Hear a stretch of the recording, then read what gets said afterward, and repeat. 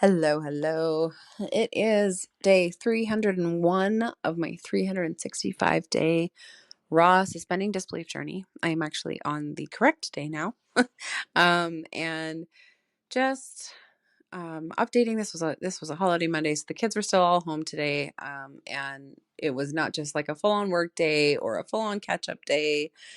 And I don't expect one of those really anytime soon because I have no updates as far as how long it will be before my little one goes back to school. So it has now been, I think, over a month. Although my dates are really screwy in my head still because the last couple of weeks was so rough. But I don't anticipate life getting back to completely normal in that sense for quite a while. I started looking into her possibly attending a preschool program that they have outside of the school here in town. And looking at that, I'm kind of like, I don't know. Like, it's 3 days a week. It would give me a couple of hours on each of those days. And it's, um, there's more monthly fees and everything that I would be paying on top of the school fees that I've already paid for the one school. And then there's, um, the possibility that she starts there and then we get a notice that, oh, hey, they're back to work. And then I've paid these fees for nothing. And, or for like only a day or two, and then her having to adjust to a new space and then get pulled out of there again. And it's just a lot. So, when I started thinking about it, it didn't feel right. It was like, I could do it financially. I could make it happen. And the time, even just a few days a week to have a few hours would be awesome. But it just doesn't feel like it's worth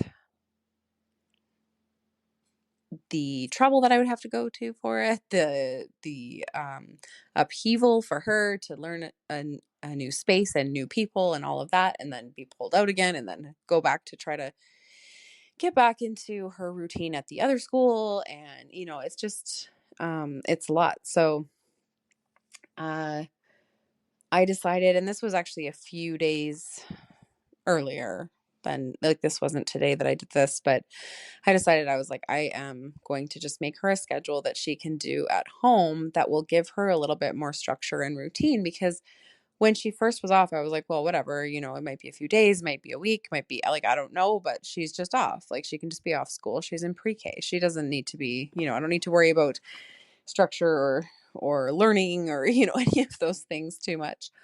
But with how long it's been and the first couple of weeks, I sort of just let things slide because I was hoping it wasn't going to be too much longer. And then the second couple of weeks, I was so sick that I couldn't do much more for her than just let things slide. So I was like, okay, well, that's enough. Like, it's been long enough. We're getting to the point of where her structure is completely gone. So then she's so much more needy. She is all over the place, just making more messes. She's jumping from activity to activity. She's less focused, less calm, less pleasant, like more tantrums happening, all of these things. And I was like, hey, enough. We're going to make a structure and a schedule here. So I love making schedules. I love making like plans and structures and things like that. This is my genius zone. I love it. I'm so good at this, right? So every time I do it, I'm always like, oh, it feels amazing. And so we did that. And I made her a little chart, drew it all out, drew pictures for each of the tasks so she knew what they said, right? Because she's 4, she doesn't read it yet. And um, put approximate time limits with each of them because she really loves using her timer and knowing what to expect. And so she had like this little visual timer that she can just turn the knob, match the number to the number that's on her paper, and then she knows how long she's supposed to be doing this task for. So then she's not jumping from one thing to another every 3 to 5 minutes, right? And it gives me at least like a 10 to 15 minute window where she's concentrated on one thing and I can accomplish something, at least something, even if it's just a small thing, and before she needs me again to help her transition to a new task. So So that made a big difference, and it's lots of fun, and the visual and the being able to put her little check marks on and whatnot when she's done. And she doesn't even need to ask me what her next task is. She just moves on to the next one. And actually, it was instant that as soon as this was set up for her, she started functioning so much better. She was cleaning up after herself after each activity because she knows that she's supposed to do that. But because she wasn't jumping from task to task so quickly, it wasn't becoming this like big disaster of things that she had left behind. And so she was able to manage it better suddenly. She just was, automatically cleaning up after herself and as best as she could, of course. She's 4, but she was picking up her toys. She was, dumping her paint water, things like that. So it instantly made things so much better and such a relief. And then um I decided, well, like especially over the last couple of weeks with me being so lax, I have been allowing a lot of screen time for all the kids. And Jace, my son, he especially can really get sucked in on the screens and just want to be on there the whole time. Casey will watch but play at the same time with toys or something, but he just gets sucked in. And when he's on there too long, he's miserable. Um, so I was like, okay, well, I've made this one for her. I'll make one for him for after school so that it's like, okay, these are the things you need to do, because it was becoming a fight where I needed to say, like, go and do this thing. And then I'd need to remind him 5 times and I would need to nag him, and it was driving me crazy. So I laid it all out, set it up the same way for him, and he enjoyed following along and using the check marks and just doing the things that he was supposed to be doing. And he knows exactly what he needs to do next, and I don't have to stay on top of it. Huge relief, right? So just taking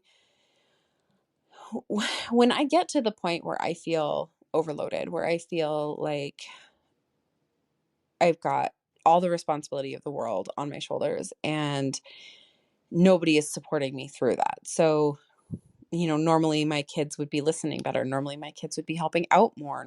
All of these things. It was just like, our lives went to hell in a handbasket in the last couple of weeks. And so it's a way for me to hand off the responsibility without overwhelming my kids and take some of the weight off of my own shoulders so that then I can be like, okay, now what's the next priority? And each time as I go, I made the thing for Casey and a weight lifted, and then I made the thing for Jace and then a weight lifted. And then Cadence saw them and she was like, well, I want one. So I made one for her and then a weight lifted, right? And it kept on um, this is just what I do. And so then I go, okay, now the kids are taken care of. Now it's like, okay, what am I going to prioritize for me, for my business, for my health, for the house, all of these things. And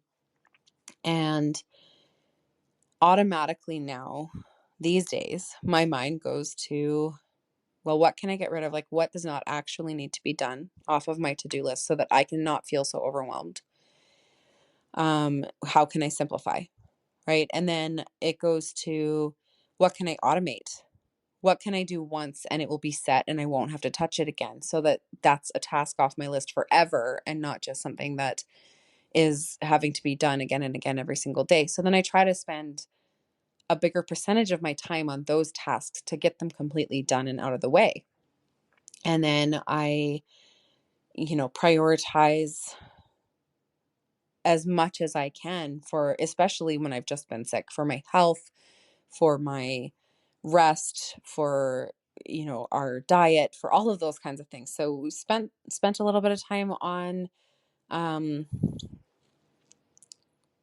bought some core groceries, and then spent a little bit of time on some food prep and some meal planning and stuff like that, so that we had that sorted out. And I um I automated one more thing that should have been running, um didn't need to have my hands in it while I was sick, but because I hadn't had it automated, um, it didn't run. And so I got that set up. And then I kept going through the list in this way. And this is just what I do now. It's like simplify, automate, simplify, automate. And where can I make it so that I'm, from the outside, it looks like I'm taking leaps and bounds, like I'm getting so much done. And, um, from the inside, it's not that I'm not getting so much done. It's just that I am only getting the really high priority things done and the most important things done. And I am really being conscious and aware of not needing to do some of the little tasks that I sometimes do when I have more time. So, um,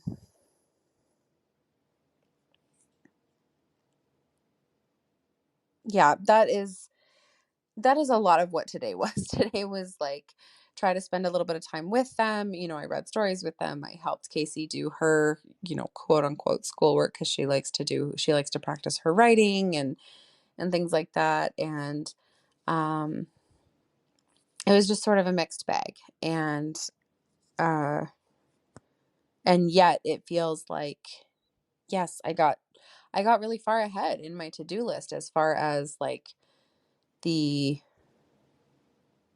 the way that I think a lot of people would have gotten in their to-do list. It would have been like, I'm nowhere near the end, right? And it would just be this big like, how am I ever going to catch up? And instead it's just like really getting super honest with myself. Do I really need to do this? Do I really have to? Am I being fully honest with myself? Or is this just a task that I'm used to doing and can let go of? And that may be a temporary let go, that may be a permanent let go. When there are times when I start looking at these things and I realize, wow, I've been doing something that I really don't need to be doing. So I take a really close look at it. I get really honest with myself, and then I also start focusing on the I don't know, you could call them like a power task where it's like that one is going to have the most impact in the least amount of time. That is going to be the most effective, get me the farthest, accomplish the biggest portion, whatever. Um, anyway, so I just followed what I know and I stuck to that, and I feel really good about the progress that was made. Am I near the end of my list? Not really, but I'm like, you know, I'm I'm at a functional point already on day one of like actually trying to work today, combined with having kids home. So as much as you can work with having kids home. So yeah, so that's um, the combination of suspending disbelief for the times that I need to stop, that it will all be good, that I'm exactly where I need to be, that my success is here. My success is, more success is still coming, and my success is here, and all is well, basically.